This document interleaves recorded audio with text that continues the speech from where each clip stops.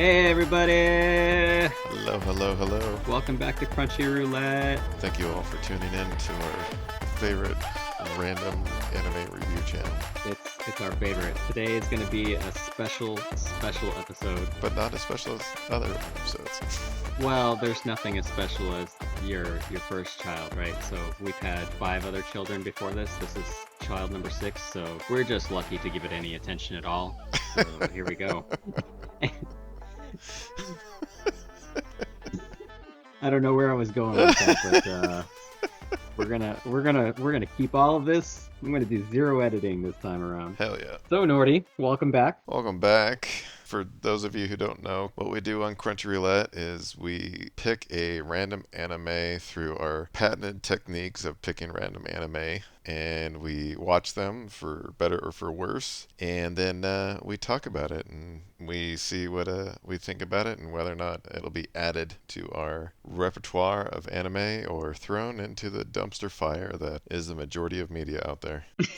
You know, I'm glad you walked us through sort of the premise of the podcast again, because I'll be honest, I don't remember what we're doing here anymore. There are days I wake up and I'm like, wait a minute, what was our aim?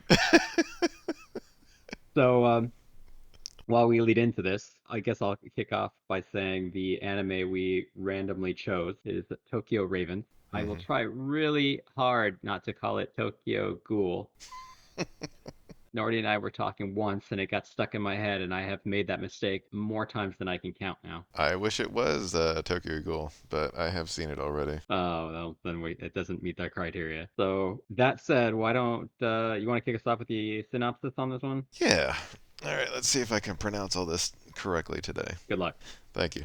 All right, Tokyo Ravens. Hatora was born into a family of amyoji known for their mastery of the occult. Unfortunately, he didn't inherit their magical abilities, so he was doomed to live a normal life. At least, that is, until a girl from his past changes his future! Exclamation point. I forgot how short the synopsis was on this one. Yeah, it's a surprise. It's a short title and a short synopsis. So we watched 3 episodes, and I sent you a message earlier today, and I had watched the 3 episodes as it turned out, not knowing that I had watched all 3 episodes.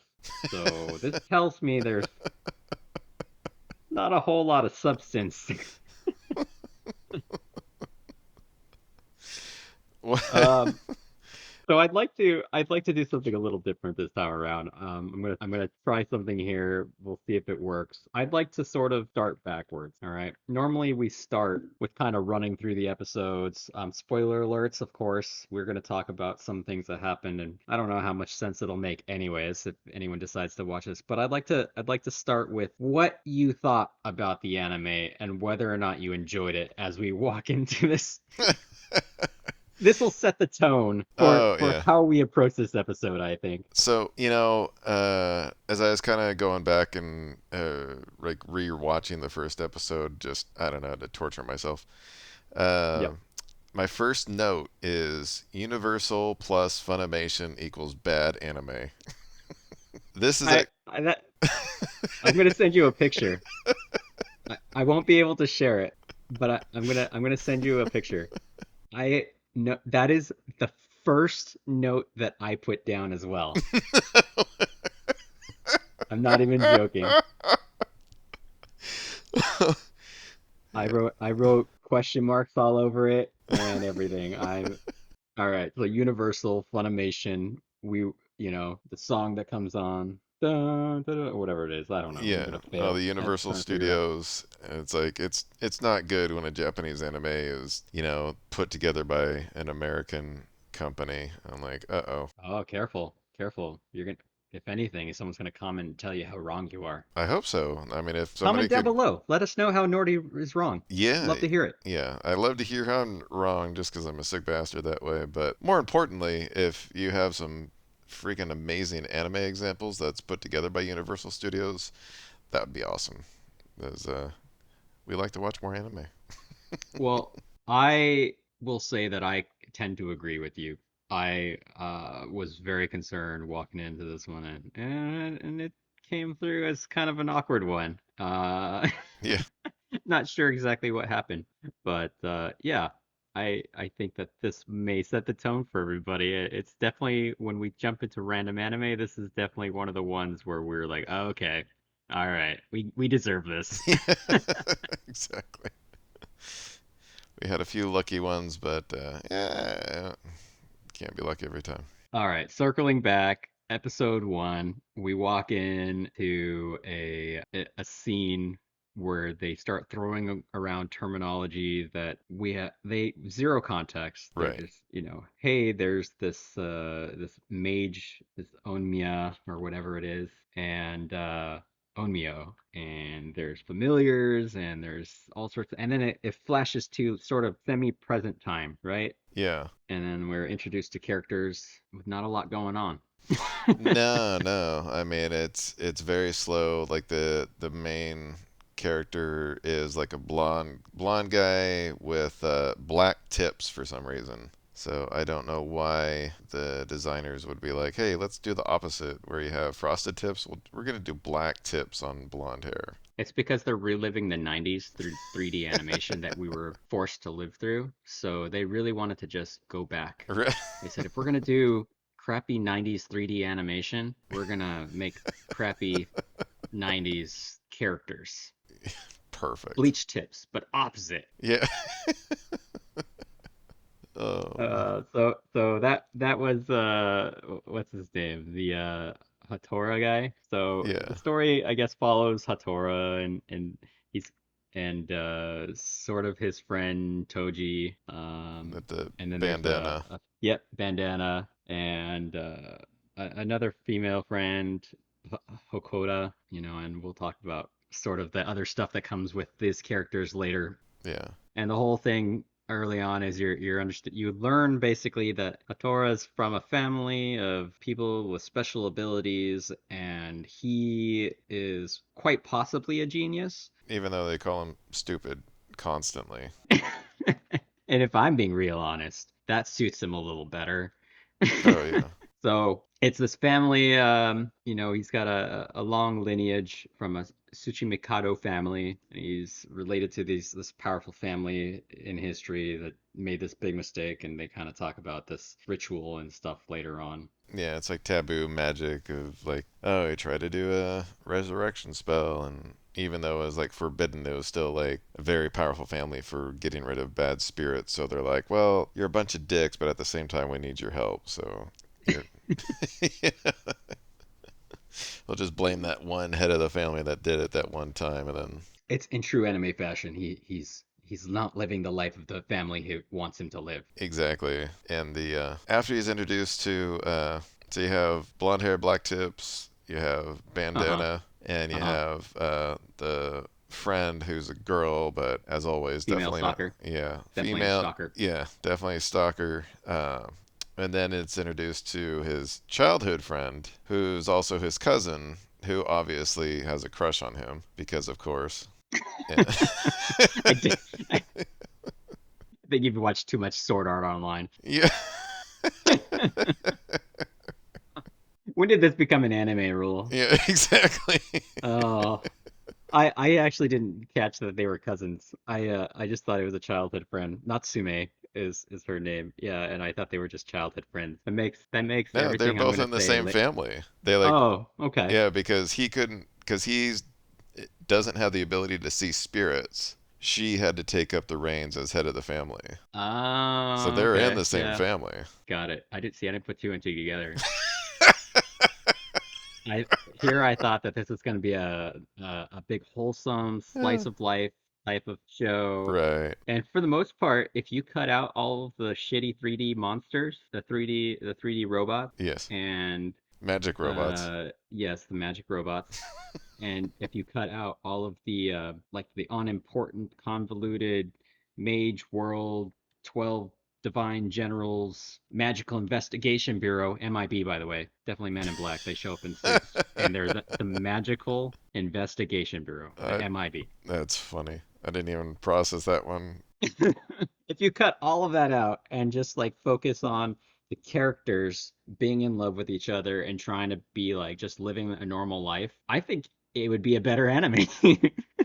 Well, except for, Bandana best friend is like pushing him to be in a relationship with his cousin and also with the stalker girl. Mm. So, like, a lot happened in that first episode. Like, they go to the summer fair, whatever, with fireworks and everything, and what's his face? Haruta gets the ribbon for Stalker Girl, and then she's all happy. I will say, and this is I'm going to give a positive note to this, and I talked a little bit about this being a possibly a good slice of life if they cut out all like literally 90% of the anime Right. and just cut it down to, you know, a 30-minute short.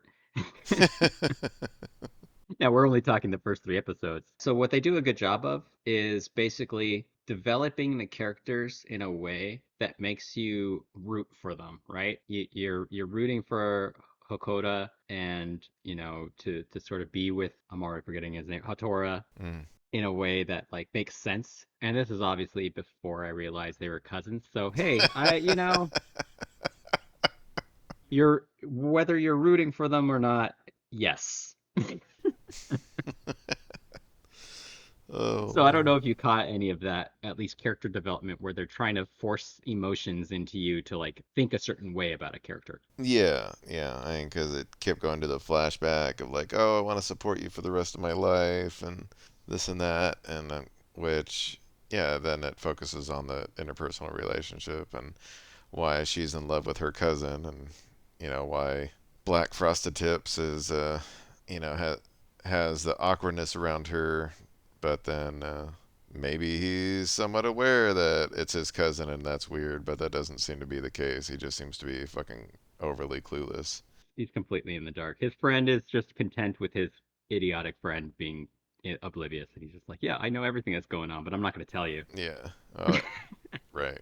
All right, so they have this fair and they kind of introduce the characters, and then I think somewhere along the lines of episode two is when they start to actually have story happen, like Yeah, bigger well, picture. right at the end of episode one, you're Oh yeah, introduced yeah, with one of what they call the 12 generals, which are like I don't know if it's Japan's top fighters or if it's like the globally. yeah. They're like the best humans that can, wield powerful magic to defeat evil spirits. And so, of course, the first general to meet is some lolly goth girl that's Yes. like has, Shizuka Dorenji. yeah, she's got big old There you go. pigtails coming out either side of the head.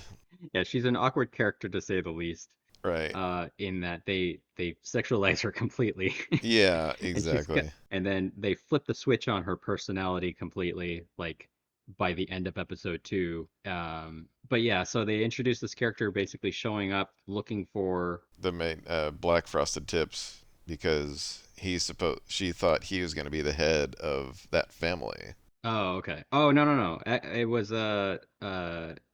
his friend, his Natsume, his childhood friend. She was actually looking for her, thinking that it was For it him, was him, yeah, right? because they're like, yeah, Oh, okay. basically, because they're like the head of the family is supposed to be a boy, basically, Oh, okay. Okay. and Got it. then Got it. So a lot of misunderstanding. that's when they like briefly introduce the MIB, and that's Yes. also when they introduce magical mechs and Ah, yes. bring in the fun of 90s goddamn CGI for the mechs, which is just painful. We always like to make references to other movies and shows on here. We don't do it intentionally, but I'm going to throw one out at you. So, especially since Transformers Beast Wars is coming out, Uh-huh. Beast Wars, the original TV show, Yeah. was all 3D like Transformers. Right, right, right. This, if trying to offer a visual to anybody listening here, that is the closest thing I can recall to it looking like. If you can remember the 90s Beast Wars show, that's what these robots look like. But I have to say, Beast Wars did it better. That's a hot take. It's Careful, not careful. All these Tokyo, I was gonna say ghouls, these Tokyo Ravens people, Yeah, fans are gonna come at us. That's funny. exactly. So yeah, enter 3D fighting robots, magical fighting robots, Takes out and the MIB and then without even trying. yeah, It's yeah. not even. Yep, that's true anime fashion. The one against many, you can guarantee that the one is going to win, right? Yeah, yeah. It's not even a question. But yeah, she's one of the 12 divine generals, and she's showing up. She's got a mission you don't really know is clear. She's looking for a particular person. It turns out that the person she found is not the correct person, and she's like, "Oh, well, I guess I'm gonna leave." Except, yeah, forces herself, like has the magic robot hold the black frosted tips in place while she makes out with him in front of Stalker Girl. Hakoda, yeah. Yeah. And then she gets mad. So I want Yeah. And then that's the end of episode 1, and then goes the end. straight into episode 2. The episode ends with okay, so like one of the 12 divine generals, Loli girl, Yeah. shows up, kisses him, ducks out, takes off, and then he falls to the ground. And then Hakoda, his friend there, stalker girl, basically says or starts crying, gets upset that he shows up and is making out with somebody, completely just like Yeah. confesses that she likes him, starts to cry, and doesn't address the fact that there was a 12 divine general, showing up, or that there's a bunch of like these police, basically this MIB showing Yeah. up or anything. And It just doesn't wiped none out. of that yeah, none of that is addressed No. at And all. how his like arms and legs were like pinned by this giant robot. Yeah, It's like, no, well, your no, lips he touched another girl, so therefore you're an asshole. pretty much, pretty much. There's some other context and the things that happened before where he didn't like go after her and stuff. But come on, that Yeah. you walk in and you're getting mad at a whole situation with little to no information. You're not even going to address the fact that there was a giant magical robot basically ready to kill your friend. Yeah. No, you're going to focus on the kiss. All right, sounds good. Well, that's how episode 2 leads off. Episode 2 basically leads off like them kissing again and then she getting mad and yeah, Right. right? And then yeah, and basically it's then they just like casually go back to school, like nothing happened. But then and this is all in episode 2. And then he like meets his childhood friend again at a restaurant where he like vomits up a wasp that stings his childhood friend in the neck and sucks Yeah, out her magic power. because yes, Yeah. because magic bugs. Yeah. So he was bugged. Uh, It turns out that that it wasn't just a kiss. She was using the kiss as a way to like put something in his mouth, some kind yeah. of magical paper that origamied into like this wasp thing. Right. And then the second he said her name, it appeared and it stung her and stole her magic powers. Yeah. Exactly. And then like flew out the window. And Far more believable than a giant magical robot, by the yeah. way.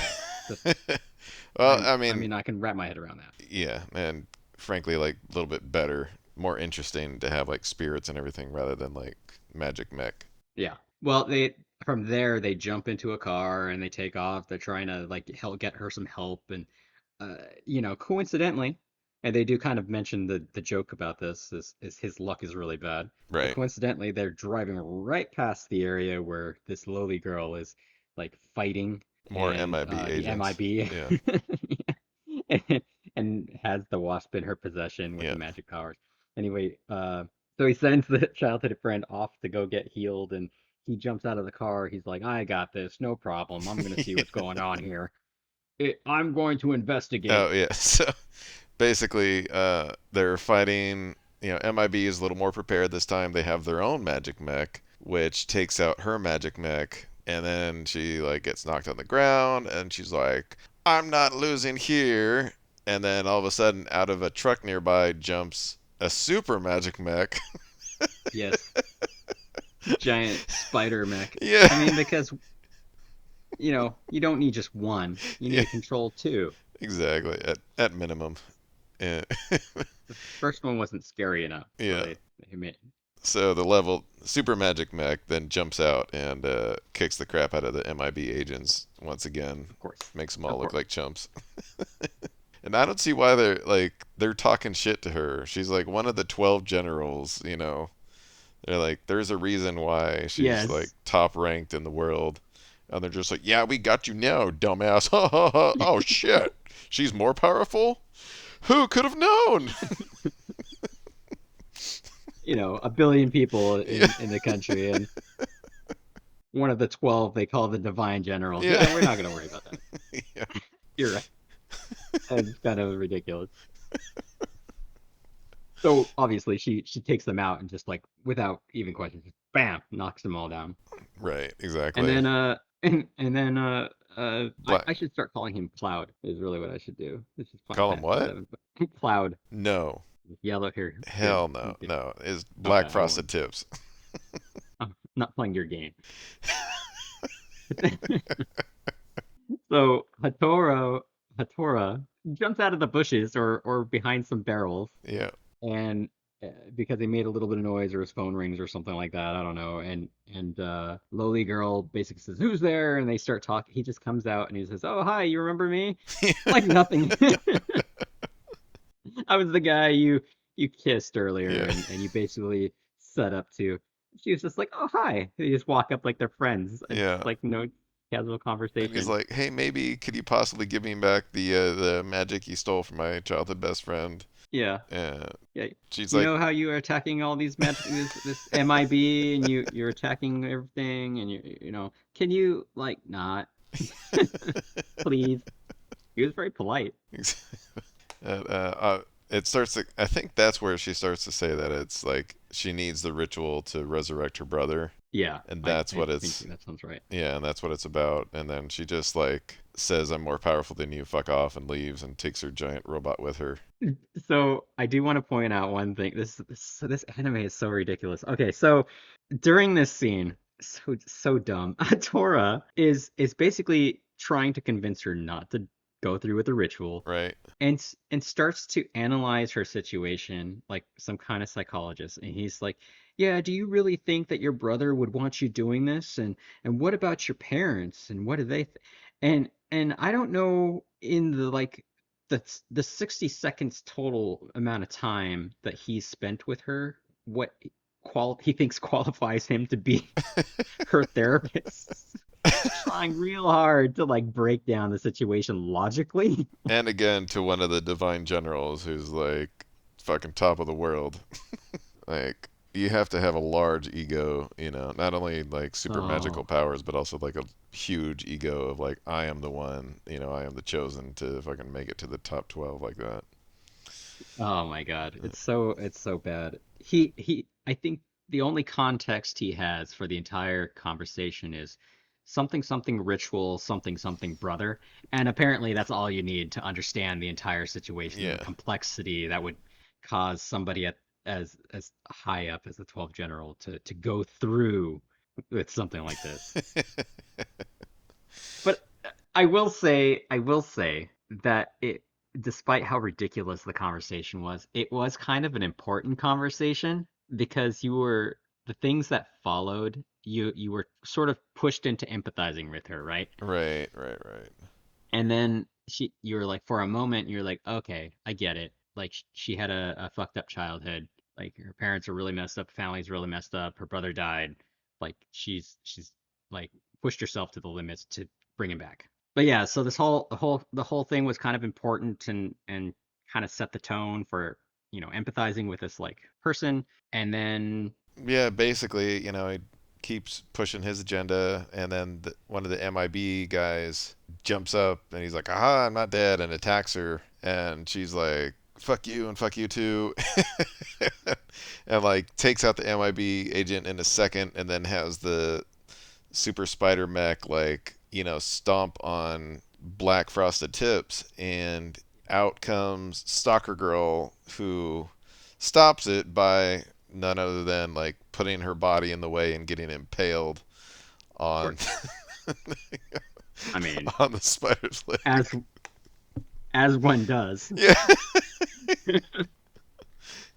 And then she like says a spell and like pushes the spider back, but then it's like she got impaled. And Black Frosted Tips is like, "No." But then all of a sudden, That's as verbatim, by the way. yeah. That's exactly. He was like same emotion too.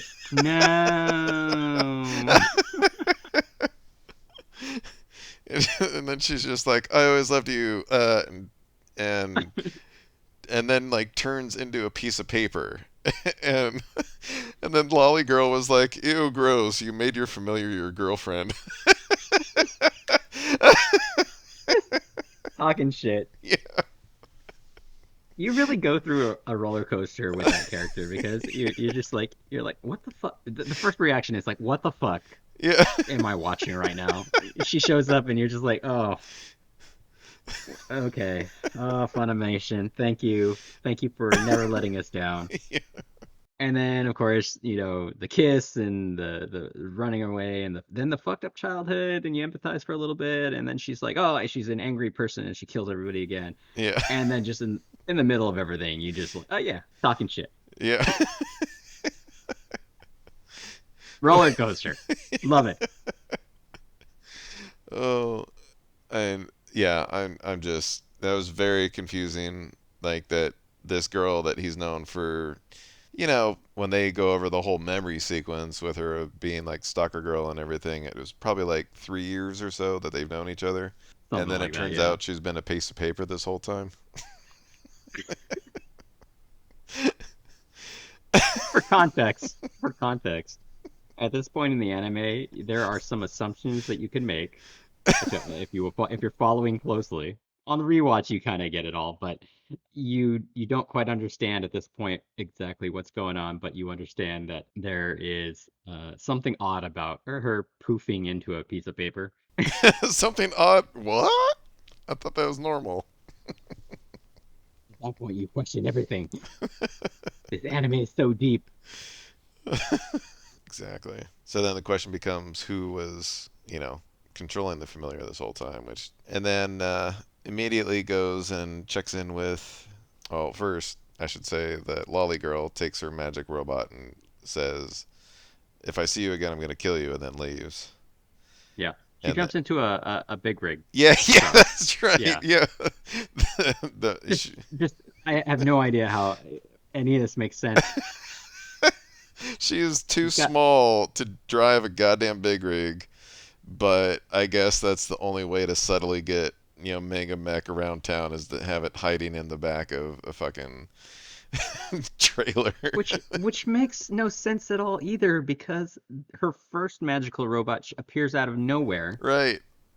and but she needs a truck to carry around this giant spider thing.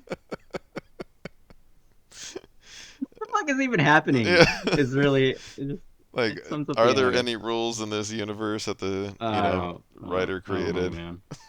I don't know. It's just so it hurts my head.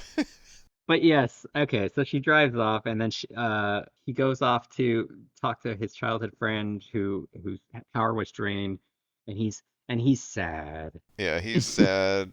She's recovered though. She got like her magical robe on and it got her magical artifacts, and Yes. now she's better. And he's like, "I want to avenge my stalker girl," and Yeah. he's like, Doesn't "Well, even say that. He just shows up and and just starts rattling off like what he wants. He basically, I want to become your familiar. And at that point, you he doesn't ask any questions, right? Now we know why. Spoiler alert, yeah, it was her familiar yeah, who was talk about that. Oh my God. We'll get into oh my God. Anyways, it was her familiar, so she knows everything that's going on, but he doesn't, and he just shows up and is like, I want to be your familiar. yeah, exactly." Which seems to work out well for her. I think it was one of the promises they made when they were like 5 years old. The ritual for him to become the familiar is very strange, even for anime standards, I think. Basically, she. Well, especially since she's now I know that they're cousins. But Yeah. yes, carry on. She takes a knife, cuts her bottom lip, and then uses her tongue and her blood from her lip to draw a pentagram on his cheek. And that is like the binding contract for him to be her familiar, which I gotta say, it was like a perfect pentagram. So she is obviously highly skilled at drawing things with her bloody tongue. So that's good, I guess. She's practicing a mirror. Yeah. As I mean, when you want to become a great magician, you practice in a mirror, That's you know. right. can I say that everything about that whole situation with her familiar dying, who like spiky-haired guy doesn't know what she was, right? He doesn't know as a familiar or anything like that. He just thinks his friend died. He walks up, says, "I want to become a familiar," and the person who does know everything that's going on, rather than confessing and telling the truth, basically uses this as emotional manipulation. Oh, His totally. her best friend, and it says, "Yeah, I wanted you to do this whole time, and now that you're emotionally distraught and completely out of it, I'm just going to take advantage of this whole situation and get what I wanted this whole time, which is Yeah. for you to be my familiar. Congratulations." Yeah. Congratulations, I won. I mean, you won. Yeah, yeah. I'll take on this burden as a personal favor. My God, it's so bad. Oh my God, this. Yeah, I want to say that the aim of the writers was for you to have like emotional attachments to these characters, but they did it in the wrong way. They put so many negative emotions into these people that you're just like watching it like a train wreck. uh, You know none of this is good. yeah, exactly. It's set up to fail, the whole thing. And basically, that takes us straight into the third episode, the final one Yeah. for our show here. Episode 3 is just like 75% of the episode is battle trying to get to the Lolligoth 12 general that she is posted up on a sacred mountain to do this ritual to bring her brother back to life. Hatara and his childhood friend both know that this is happening, so they're riding a magic horse to get there, and they have to fight, Yes. the super magic mech. And that's like the majority of the episode is this like really boring action sequence of just trying again and again. All the 3D. Yeah, I mean, terrible 3D, just lazy. It's like he's not But even. didn't you see the giant dragon? Yeah, yeah, yeah. I don't even. I just really don't No like. words. No Yeah. words. Yeah, I can feel you through the call here. I can like you're trying to put into words your thoughts, but your lack of words say it all. Yeah. It really does. It The was 3D bad. battle between the Yeah. giant mech and then all of a sudden her trump card being a giant dragon, which, I don't know. Maybe start with that. Yeah, exactly. When you know there's gonna be a giant mech there, and you know neither one of you is powerful enough to take it out in one shot. It's such an anime thing to do, but they did it so poorly. It Yeah. just felt really awkward. It's like, why did I don't know. Okay, anyways, anyone listening this far, you can feel the emotions are high. We're just like, oh, shake my head. But he gets a sword. Yeah, he gets a He gets a. sword, and sometimes when she helps him, and sometimes when he yells, it glows a little bit. Do you remember what the name of the sword was? No, no clue. It was the I don't remember the exact name, but I remember it being the self-defense sword. Do you No, remember that? no, I must have blocked that out. Oh She wow. says, "Oh yeah, that's the sword of self-defense of blah blah blah blah blah." And she gives him some name. Now, I say this because they have a quote in the anime, and I think it's the greatest quote of all time. If like, it's just I've never heard a better one. He asks his friend, "Can the self-defense sword be used for attacking too?"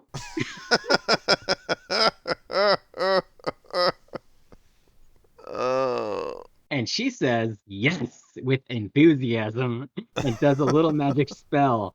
And all of a sudden, the sword gets a little bit bigger and a little bit more glowy. Oh, And apparently, you can't attack with the sword unless it's bigger and glowy. I see. I mean, in this world, right? Yeah, I mean, yeah. love it. Anime. I'm sold. I'm sold. Oh, fucking Universal Studios, god damn it. Yeah. Uh, So I don't even know where to lead on with this. This is such a my emotions are draining here. well, the finishing pieces, because none of this takes place in Tokyo, and the show is called Tokyo Ravens. So basically, obviously, they defeat the mech, and they don't make it in time to stop the ritual, but for some reason, like it doesn't blow anything up and it doesn't kill anybody. It does bring the brother back to life, but but then shockingly he's like possessed by some demon or something, and just like immediately starts to kill the Lolligoth. And They Frost, don't explain any of this at yeah, all later. They're just like, yeah, that's what it looks happened. like a It's just what happened. Yeah, Yeah. There's a ritual, resurrection ritual, some glowy black fog or clouds come down. Brother's possessed. Hasn't decomposed, by the way. Let's just say that that's magic, yeah, right? right, right, yeah. I mean, they had the Let's seal. just She had, an mummified in magic seals, so we'll just say that's sure. Yeah. anti. What do you call it when things are like falling apart and molding and whatnot? What's that term that you always throw around? Willful suspension of disbelief. Willful suspension of disbelief. I'll never remember it, and I'll continue to ask, and this won't be the last.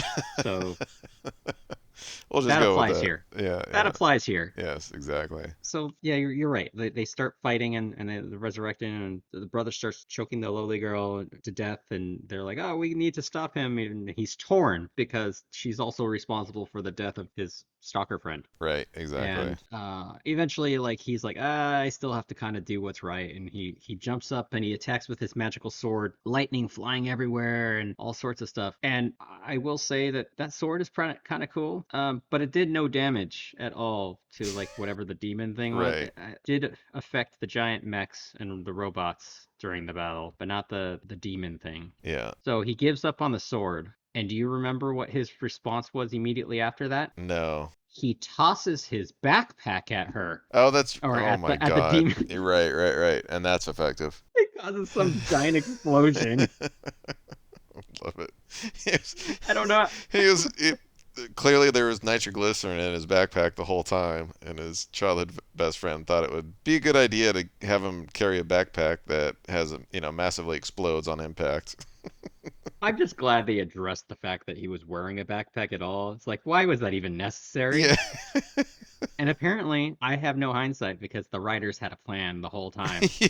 You know, this is gonna be awesome. We're gonna give him this like wood backpack, right? It's gonna be so very old school, and then we're gonna have him chuck it. Oh yeah, what's it gonna do? Is some demon gonna come out and fight? No, it's just gonna cause an explosion. Oh well, Yeah. that's genius. Genius. Brilliant. Genius. No one will see that coming. Universal will love this. They'll hire us for anime forever. So that brings us to the end of the fight, right? Yeah, that was the end of the fight, and then the brother's dead, and he tells the lolly girl to like, okay, you can go ahead and cry for your brother now, and scene, and then it's just like, okay, I'm gonna go to Tokyo, and then his best friend with the bandana is like, okay, I'll go to Tokyo with you. Yeah. Turns out that his friend Bandana Guy was a spirit seer the whole time. Yeah, exactly, and they're still not clear about like, does being a spirit seer also equal you have like no problem defeating spirits, because you have the MIB that are spirit seers, but then they're beaten up by this lolly girl 12 divine general member. So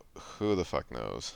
And basically the bandana best friend, they both show up in Tokyo. Childhood best friend is there, and she's like, hey, I'm gonna take you to the school. And bandana best friend is like, oh, by the way, I'm a spirit seer, and I know exactly what the difference is between like familiars and humans. Wink, wink. And childhood best friend is like, oh no, he knows what's going on. Yeah, and understands the whole situation. And then Hatora is just completely again oblivious Yep, yep. in the dark. Yeah, exactly. It just still doesn't get it, and he doesn't bother to ask Bandana what the hell he's They don't talking care to about. tell him. Yeah.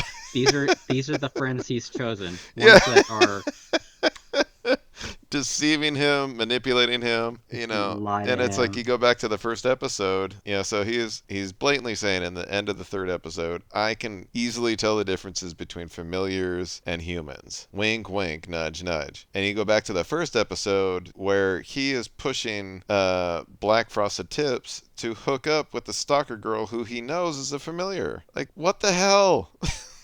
Yeah, it's very strange. Oh my God, so very strange. It's hard to say. This kind of leads us into like what we think is going to happen, kind of going in, but it's hard to say because it feels like the first three episodes were just one big long introduction sequence to the real anime. Because nothing in, and we always talk, you always mention like the intro song and the characters that you see in there and stuff. Like everything that we watched the first three episode almost have nothing to do with anything else. To your point, it's like it's not even in Tokyo. It's in the countryside, like you said. Here's these two country kids, and they don't even go to Tokyo until the credits are rolling at the end of the third episode. So I don't understand why they set it up like that. Like, okay, you have one episode to, introduce the world, but then why isn't it in Tokyo when the goddamn show is called Tokyo Ravens? Well, we learn at the end, episode 3, that now the story begins, right? Yeah, exactly. So for the advice out there, skim through the first 3 episodes and get to episode 4. Right. We're assuming that it's a different anime at this point. They fired Funimation and Universal has given up and they handed it off to some other studio, and now somebody's taking over and they're gonna do it properly. They're like, oh, okay, this is Tokyo Ravens, right? Okay, we're Yeah. gonna correct that. They're like, what providence were we in again? God damn it. What about all this other stuff? It didn't make any sense anyway. Scrap it. All Yeah. right. So predictions? Uh, What do you think? they're going to school. Like, Mm-hmm. they're not joining a, what do you call it? Like a paranormal, like, they're not joining, like, the MIB or some other government organization to officially fight, Right. ghouls and whatnot. They're still going to school because they're still high school students. They're just going to an elite school that's designed to, I guess, train the elite spirit people to fight spirits better. Yeah, the So, Omnia or whatever they're called. yeah. Onmyo. The Onmyo. Yeah. Omnioji. So I think it's going to be just like them at school, and then random shit comes up that they're not qualified to handle, but they handle it, and it's just kind of rinse and repeat with that. I don't remember anything from the intro of like an overarching villain that may come up time and time again. So I think it'll be just like 1 or 2 episodes, maybe 3 episodes, like strung together with like one big bad, and then that'll be it, and then move on to normal quote unquote school life till the next big bad comes for another episode or two. I agree with you almost like 100%. Or maybe they're just going to keep it simple and just like run it through the first 24 episodes. Just say, hey, this is school life and this is the stuff that happens in Tokyo. And, like you said, train them to be stronger Omnio or whatever and kind of go from there. The crazy thing though is that Crunchyroll with 1,600 reviews has it at 4.5. Interesting. Yeah. Okay. It's got some super fans. Yeah, so we might be pissing off more people and losing more fans than we thought. Oh, God, I hope so. It would be amazing to hear from people who watched the rest of this. Yeah, and just said like, look, you're right. The first 3 episodes were complete trash. The rest is gold. I'd be blown I away. would love to hear that. 100%. I would love to find out that we watched the shittiest part of like the best anime in the Yeah. world. Can you imagine how wonderfully terrible that would be Yeah. to find out that we muscled through the worst part and we didn't even bother to jump in. Exactly. Well, see, this may change my mindset. I mean, it's pretty obviously neither one of us are going to throw this in our queue and watch this. Oh hell no. But I don't know. Can 2,000 or 1.6 thousand people be wrong? Yes. Okay, all right. 1.6 thousand. One point. Oh, that's wonderful. We're here for a good time, Nordy. We're not here to learn math, all right? Speaking of learning, I wish the artists did a better job in whatever school they went to. As The 3D artist. yeah, not only the 3D folks, but also just the 2D. Like it was just bad all the way across the See, board. I disagree with you there. Really? You like the 2D? The traditional anime style, like everything else, was fine. I had no problem with it at all. Cool. Okay. It was all the 3D overlay that was Yeah. so distracting and used in such weird places that it was just I just couldn't appreciate anything else. There you go.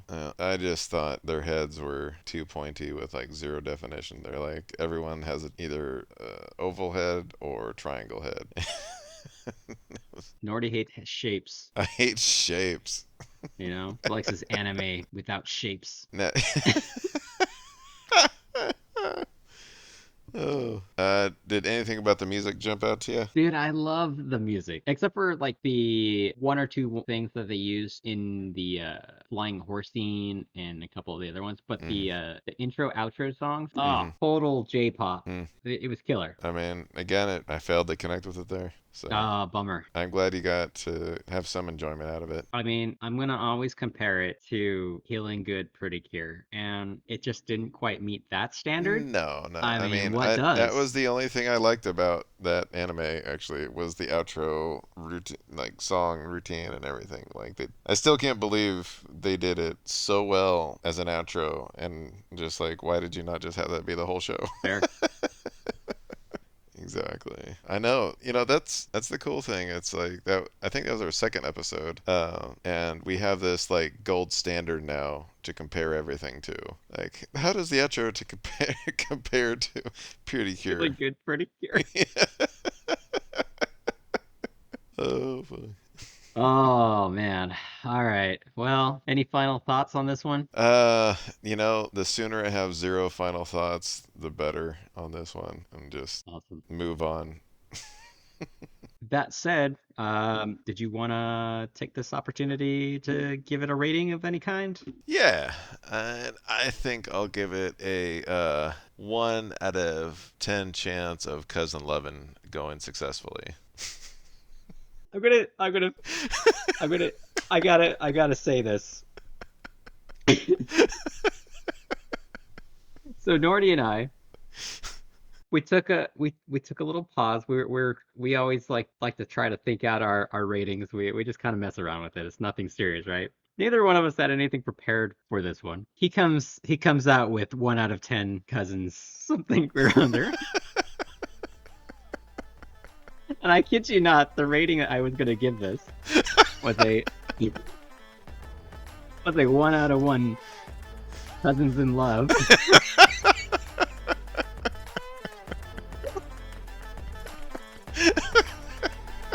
which is which is such a perfect way to end this episode. Oh my god. So with that, thanks everybody. Thank you all so Hope you much. stood with us. Yeah. Hope you got a good laugh out of it, like we obviously are. This is this has been Crunchy Roulette. We'll Yeah. see you next time. And remember, watch more anime. Oh, please watch more anime. With or without your cousin. We're not here to judge. See ya.